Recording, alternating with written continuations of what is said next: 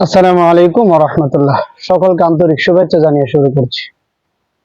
আমাদের দেশের সংস্কারের অন্যতম একটা সংস্কার হলো যে ঘুষখোর ধরে ধরে তাদেরকে চাকরি থেকে বহিষ্কার করা। ঘুষখোর ধরে ধরে তাদেরকে চাকরি থেকে বহিষ্কার করা আমাদের দেশের অন্যতম সংস্কার।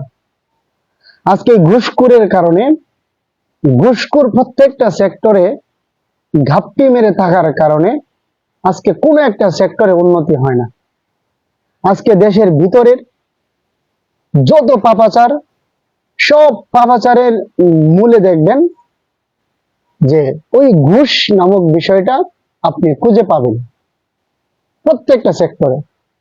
আজকে সমাজে যদি আপনার সমাজ যদি গাঁজার মাধ্যমে নষ্ট হয়ে থাকে, মদের মাধ্যমে নষ্ট হয়ে থাকে, ইয়াবার মাধ্যমে যদি নষ্ট হয়ে থাকে, তাহলে দেখবেন এগুলো যে বাহির থেকে আসে, ঘুষের মাধ্যমে বাহির থেকে আসে, ভিতরে আসে।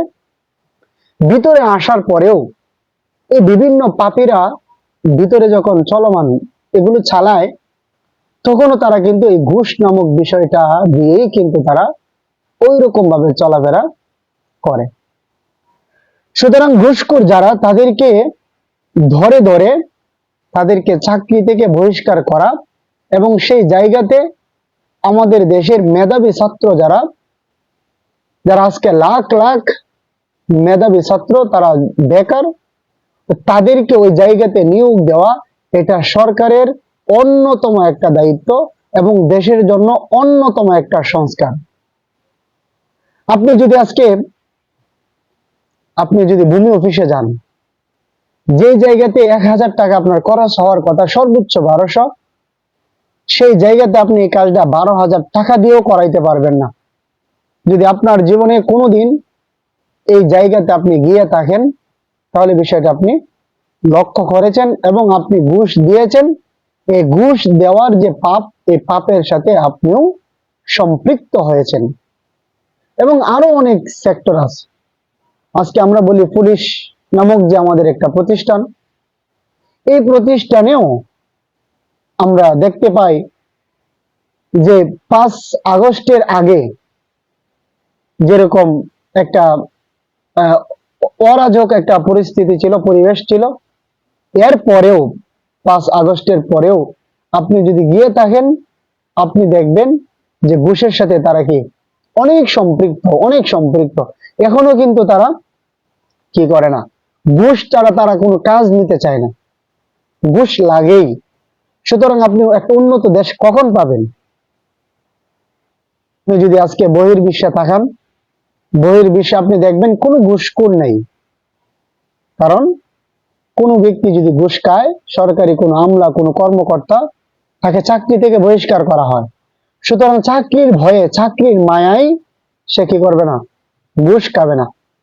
আমাদের এই সেক্টরে যারা আজকে চাকরি নেই, আপনার ভাই ভাতিজা, আপনার ছেলে পেলে, আপনার ভাগনা, আপনার আত্মীয় স্বজন যদি ওই সেক্টরে, পুলিশ নামক সেক্টরে বা আরো যে বাহিনী আছে ওই সেক্টরে যদি চাকরি নিতে যায়, অনেক অনেক টাকা কিন্তু ঘুষ লাগে। আপনি নিজেও হয়তো বা ঘুষ দিয়েছেন, আপনি সেটা না করতে পারবেন না। আপনি দিয়েছেন, আপনার আত্মীয় স্বজন দিয়েছে, আপনি তার সাথে সম্পৃক্ত। সুতরাং ঘুষ নামক জিনিসটা যদি না থাকতো, দেশটা আজকে অনেক ভালো থাকতো।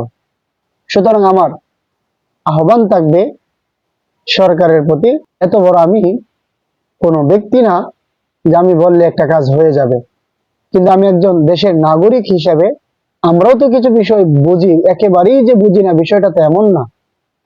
আপনি ঘুষ নামক জিনিসটা যদি আজকে বাংলাদেশ থেকে উঠাইয়া দেওয়া যায়, তাহলে এই সমাজের ভিতরে অনেক পাপাচার থাকবে না।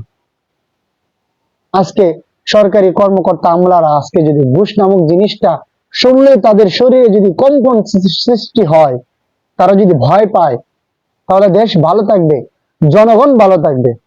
জনগণ কোন একটা কাজ তারা অনায়াসে করতে পারবে।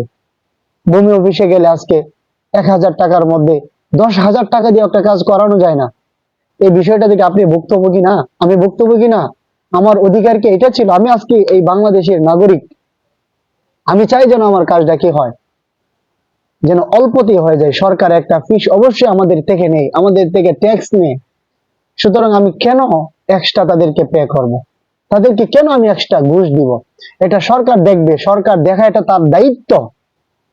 যে ব্যক্তি ঘুষ খাবে, যে ব্যক্তি অন্যায়ের সাথে সম্পৃক্ত থাকবে, তাকে ধরে খুঁজে বের করা সরকারের দায়িত্ব। সরকার এটাকে তার জন্য কি করবে? সরকার পদক্ষেপ নেবে।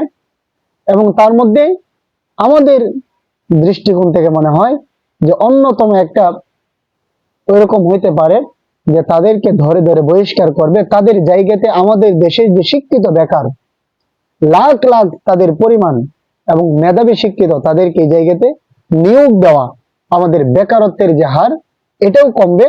আর সরকারের কোনো অংশে সরকারের জনপ্রিয়তা কমবে না। কারণ আপনি একজন ঘুষখোরকে শাস্তি দিয়েছেন, এই ঘুষখোরের পক্ষে কোনো ব্যক্তি সরকারের বিপক্ষে যাবে না। এই বিষয়গুলো বুঝতে হবে, দেশও তখন উন্নত হবে। ওই যে আমাদের বহির্বিশ্বের সাথে আমরা তখন তাল মিলিয়ে চলতে পারবো। বহির্বিশ্বে এরকম নাই যে তারা ঘুষ খায়, তারা ঘুষ খাইলে তারা তাদের স্বপদে বহাল থাকতে পারে। এই বিষয়গুলো বহির্বিশ্বে নাই, আমাদের দেশে কেন থাকবে? আমি কেন ঘুষ দিব? আপনি কেন ঘুষ দিবেন? এই ঘুষের বিরুদ্ধে আপনাকে কথা বলতে হবে, আমাকে কথা বলতে হবে, 18 কোটি মানুষের কথা বলতে হবে, যেন এই ঘুষ নামক বিষয়টা আমাদের সমাজে না থাকে। আপনাকেই দাঁড়াতে হবে, আমাকেই দাঁড়াতে হবে, আপনাকে কথা বলতে হবে, আমাকে কথা বলতে হবে, যেন কোনোভাবেই যেন আমরা এটার সাথে সম্পৃক্ত না হই। আমরা সেটার প্রতিবাদ করব, প্রতিহত করব। সরকারকে আমরা বাধ্য করাবো যেন এই বিষয়গুলো সংস্কার করে এবং দেশের বেকার যুবকরা যেন এই জায়গাতে যাইতে পারে। অসাধু ব্যক্তি আমাদের দরকার নেই। আজকে যুবকরা তারা আত্মহত্যার মতো পথ বেছে নেই, কেন নেই? কারণ তারা চাকরি পায় না। আপনি কি করেন?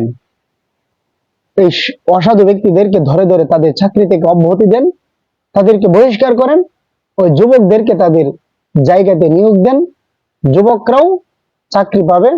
এই চাকরির কদর তখন বেড়ে যাবে, কোন ঘুষখোর তখন চাকরি করবে না। এটা আমাদের জন্য ভালো হবে, আপনাদের জন্য ভালো হবে, দেশের জন্য ভালো হবে।